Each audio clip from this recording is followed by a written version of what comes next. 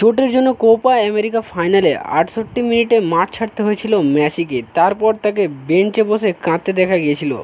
Messi ভেঙে পড়ার কারণ আর্জেন্টিনা বিশ্বজয়া আধুনিক সম্ভব এবারা শেষ কাপা খেললেন। ফাইনালে শেষ পর্যন্ত মাঠে থাকতে চেয়েছিলেন তিনি।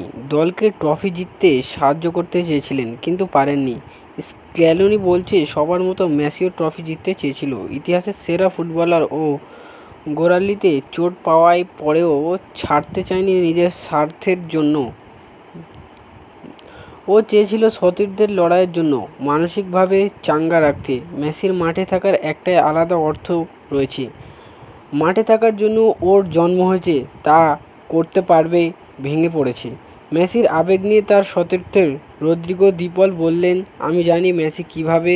ও সব সময় আমাদের সঙ্গে মাঠে থাকতে চায়, আমাদের সাহায্য করতে চায়। সেটা পারেনি বলেই ভেঙে পড়েছে লিও। ওই ম্যাচে একটাও গোল করতে পারেনি এল.এম.10 লিও মেসি।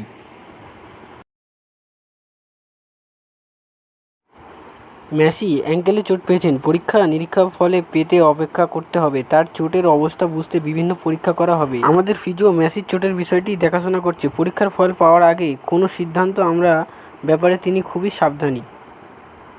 বক্সে ঢুকে বল ক্রস করার চেষ্টা করেন কলম্বিয়ার সন্ত্রিঘোষ।